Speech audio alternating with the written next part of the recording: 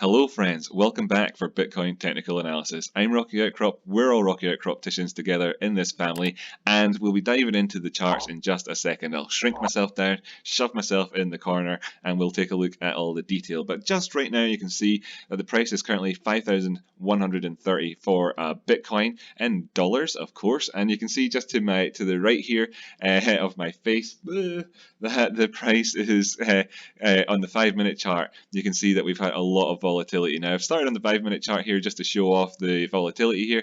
It's about 6% or 5.5% or so down in the last half an hour.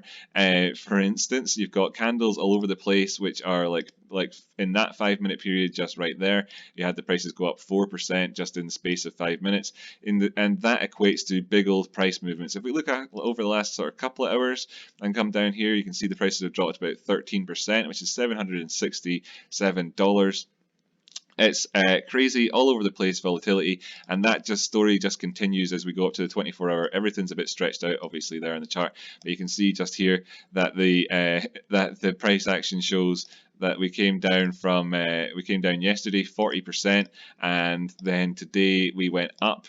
On this calendar day, we've gone up 55%, and that the price, if you look from our highs today down to where we are currently, we've been down 20% again. So you can see that the prices have been all over the shop, and I'm gonna not try and use my own. In fact, you can see here now 7% up on the day, and by the time that we finish this video, we'll check back in it again. I'm going to place my bet that the prices will be up 12.5%, and we'll be looking at 5,480 or so, something like that.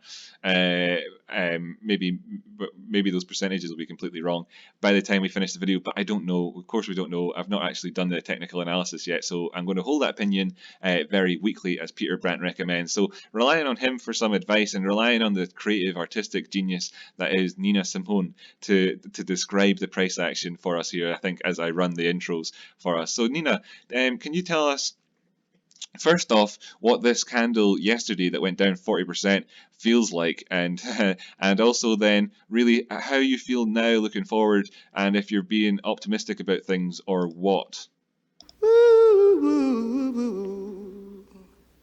And I'm feeling good.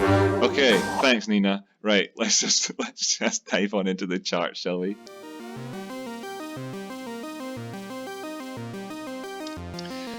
Okay, shrunk myself down. Enough of the madness, and I think that there's really an awful lot of what has to be said in today's video has been said really by Nina quite well. Yesterday's price action was very much ooh, and we were looking at the video in yesterday's video. We looked at, pardon me. Yesterday's video, we looked at how you could potentially have had a sort of head and shoulders here. There it would be that would be the head. This is the shoulder, this is the head, and this is another shoulder here. And I can actually just get rid of that chart for now, or whatever. And could we have had a measured move off the back of that? And what would that have looked to? Oh, all the drawn tools just came back on. So if we call that the neckline. This is obviously not shaping up, no spoiler alert. And you were to have dropped down here, then things to get the full measure move were then looking very bad. Now, could the prices drop on further? Well, we did have this horizontal line here that we were looking at and saying, yeah, they could. Where else did they actually end up coming down to? I think even during filming yesterday, is that right to say yesterday that they were down they were down as far as this? I'm not sure. We did say that we've come down here to this towards this trend line that we had in. That's moved. That's what's going on there. Excuse me, just noticed this is moved. We had this, we had a sort of trend line effort here, and we were looking at this, how there's this channel that we had from June down to December that was in. You could draw the bottom side in. People who were watching yesterday know all about this. So we had this sort of channel that we were looking at for a very, very, very long time, and then of course we broke out of it back there in January, and the prices then came down here to where all these lines kind of intersected, and the question was, will will this head and shoulders measured move here be enough is enough for this overall and us find support in around the 6,000? Because honestly, if we don't find support in at 6,000 or so, then things are quite bad in terms of where the prices could be going. And we have a Fibonacci sequence on here. Is it visible? Should be one with the 1618. Is it here? Is it on a different chart?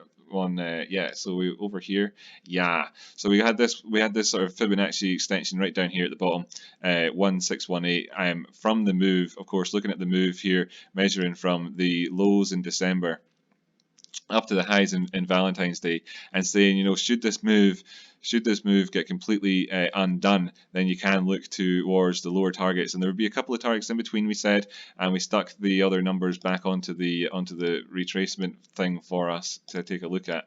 And yeah, those were the two that we looked at yesterday. And we said, maybe we'd find support at 5,362, maybe down here at 4,768, but we're really kind of looking down as far as all the way down here, because on the chart at the time, there's two things as well. The DMI, we'd been looking at this the last couple of days and saying, look, the strength of the trend is actually increasing. It's increasing fairly rapidly to the downside, the strength of this trend. But we don't need this on here just now. Oh, sorry. I'll just ditch it in favor of the VPVR again. Looks like I might have to upgrade my TradingView account so I don't have to remove and add things. But like and subscribe, all that sort of stuff, and then I'll of course be happy to invest in the channel. So put this to 100 because that's how I roll with this thing, and go on up and put some actual stuff in the visible range, and you can see that that there is a huge drop off in the trading, and that really the support was that we could be looking towards would be coming in and around where that 1618 was, and ultimately that's what actually panned out. Now there'll be a whole bunch of reasons for this. Of course, one of the big ones is coronavirus, and if you're interested in that, then watch the video I linked to in the description and at the end of this one. It's a good one, I think, and it kind of explains how what would have to happen for this to become for Bitcoin, what gold did and everything to become a safe haven asset, and how Bitcoin would, and the coronavirus really, all in the context of that big major pandemic that we've got on the go right now. And in terms of this sort of thing here as well, this is in the broader term viewpoint, there's the idea that the halvening's coming in at some point in the future, and this rapid price action here is shaking a lot of people out now. And perhaps when you consider the halvening happening in and around the time when actually the coronavirus will have actually run its course, going by things like the UK government's plan, not knowing how accurate these things actually will pan out, not having really ever lived through a once in a generation pandemic before myself, then we'll wait and see how things actually go. But there is talk at the minute, for instance, in the UK, that the whole thing will take about 14 weeks to pan out, to get for the curve to go to subside, and then there's a sort of 4-week period in the middle there where things will be at its peak and its worst, and that's all part of the UK's delay strategy. And when you sort of think about that from the perspective of when all the world will start to look a bit better again, and we can look back at this time, then yeah, you're looking in at around about the times of the halvening and all the rest of it anyway. So you've got a little bit of sort of coincidental sort of time frame stuff coming in the sort of the future for the longer term thing. So in terms of then, could we say, have we potentially seen a bottom here? Now obviously it's very much too early to tell, especially when you've got this doji candle here on the go, which is like I said already, I think 50% sort of price action here to the upside, just to facilitate this one candle. 55% over on Bitstamp as it happens, 50% here. But if we look down to the lower time frames, let's go right down to the 1 hour time frame and see how this actual period of price action got set in. And we can see that it all happened very rapidly from around about coming up to the close of the day. Then the day actually closed, and the prices had just dropped down below 5,000 at that point. There, I remember thinking, oh, sub 5k when I looked at the prices around midnight universal time. And of course, then we all bore witness, if you remained conscious or whatever, to the prices coming down to here at the sort of 3,900 level. Now, of course, as well, in different exchanges, prices were very much different. If we get what's XBT, isn't it, USD for the BitMEX perpetual futures contract. That's Kraken. Oh, there, that top one, BitMEX. We can see, oh wow, I've got some old horizontal lines on here, and it does suppose go to show you that, you know, old. Wow, I've said this so many times now, but yes, this is very much historical. I put these lines in a long time ago, and well, we just sort of kind of respected them perfectly. I kind of wish I'd looked at this chart yesterday's video, but here we are, and you can see that we came right down and touched that there at 3,583, which is significantly lower again on down from the price of where we can see the lows on that other chart there. So if you take a sort of rough measurement, so say that it ended there, it was a further 10% down again on, I think we probably could have done the maths in our head for that one, again over here on BitMEX. So you can see how this is all panned out, but it's also then how rapidly the price action was brought back up again, and that does give you quite a degree of confidence should you have actually taken any longs in and around this area, or indeed had you managed to maintain some position here down to this area to then get it back up again to there or something along those lines. I don't really know what. Of course, as well, in a video yesterday, somebody in one of the other videos I published, somebody asked me, you know, how would you know when to sell? And these lines up here, let's call them, you know, profit taking lines, things like that, risk management lines. That's what I try to impart to the Rocky Outcrop ticians of the world, is that horizontal lines which denote support and resistance. That's what they do. There's their textbook stuff. That when you draw them in, it's obviously subjective, but you draw them in, you find these areas, you think, I've identified an area of support or resistance here. Right, cool. That could be the last time you think the words support and resistance, and instead you can think the words profit taken and risk management zones and lines instead. So of course support implies that the prices could turn around at it, resistance implies that the prices might get there and go no further, but instead you should really be thinking of them as sort of profit taken and risk management lines, because of course the what acts as support once may not act as support the second time you come around to test it again. So that being said, of course that's what we'll be looking to on this time frame, and if we on this time frame on this chart. I'm not going to look at this actually any longer, this particular one.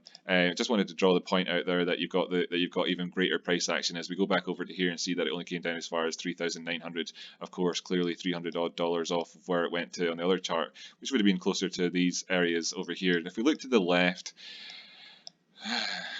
a long way to the left, then we can find the price action which was down here before, and we can see that over here on the Coinbase, is this Coinbase? Bitfinex chart, whatever, the other exchanges that we had other lows down here, lower than where we got to. So could we expect or potentially anticipate the prices coming back down and revisiting these? We could, you know, so we have to look out for that if we don't actually manage to trend towards the upside. And I've got a tweezer bottom in there. Why would I say something like tweezer bottom? Because remember, we're on the 1 hour chart. That's why it took so long to scroll, and you can see that we had this immediate buy up in the price action. It's a bit more dramatic, I suppose, on the BitMEX chart or whatever, and you can see that the sort of the opportunity to get in at the sub 4,000 prices was rapidly bought up. And if we go down to the 15-minute chart, you can see that even clearer, that we didn't spend any time trading in around this $4,000 area at all worth talking about. The prices just moved back on up fairly rapidly, and of course that's the case across all of the exchanges. Looking over at Coinbase, you can see if you saw the prices down there at 3,800 or so dollars on Coinbase, you would have had to have done a market order there. There was no further market orders towards the downside at that point onwards, and the prices were bought up by the buyers actually coming in and putting their money where their mouths are, and there's little or no actual trading activity to the downside at that particular point.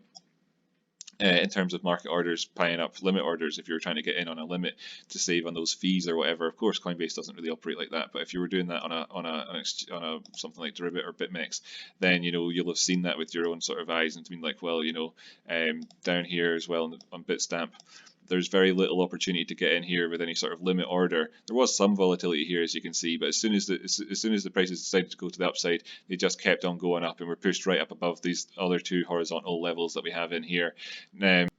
Okay, so coming over here to the Bitcoin Bitfinex chart again, where we had this Fibonacci retracement that showed the 1618 down here, and let's just kind of speculate and say then if this was a tweezer bottom thing, and we have found a degree of support there, and that was as low as it's going to go. Say that it's just hypothetically, if that were the bottom, which we can also accept that we may revisit again and retest, maybe get a double bottom. But if this is in and around that area of the bottom, and we take a wick to wick Fibonacci retracement and draw it down the way, then where would we be looking to be able to say that the trend has turned around again? So let's just use this chart for this here, and we'll go all the way down here, and we've got a little ladder there showing our potential prices. So is this exact? You know, like that's it there. So so in order to sort of look towards trending towards the upside, then what we want to see is the prices opening and closing on a 4-hour basis or more, you know, up above this 5,500 price point. If that happens, then we've achieved something here of note. Now, it is possible to sort of look towards these things as and just you know, like I said there a second ago, I'm not as well. I'm not a financial advisor. None of it's financial advice. None of it's been financial advice. But just so you know that that what you would look for a correction here would be above this 236 level, and that it is possible to have bottoms which are immediately bought back up again, and you can see things going towards the upside. It is possible, but the only way that we could really start looking at how many chickens we got to try and start counting them would be in that 5,500 or so level there. Anything below there is actually just not good for us right now, even though that is quite a way up from 3,967. What if we're looking to really achieve one of these type of bombs, instead of this merely just being a reaction in the market for potentially a short-term scalps, and which is a fairly sort of easy one to take when looking at different exchanges, different charts and stuff like that, and seeing where these things were lining up to around about this level here to then maybe take profit on. So that's what we need to see. That's what I'm looking for over the next wee while, and I know that's quite a ways away from where we are now at 5,200, but you never know. Looking down towards the 5-minute candle, you can see this is the magnolia of the 236 there. You can see that cutting across in terms of the 5-minute VPVR. So this red annoying line, which I normally remove, the point of control here, shows that for the most of the time price action that's been on the screen here, you can see that the most commonly traded area up here, where the most of backwards and forwards has happened at, where you could say people are more than, you could say there's an agreement on the price at those points, or the greatest amount of disagreement or whatever,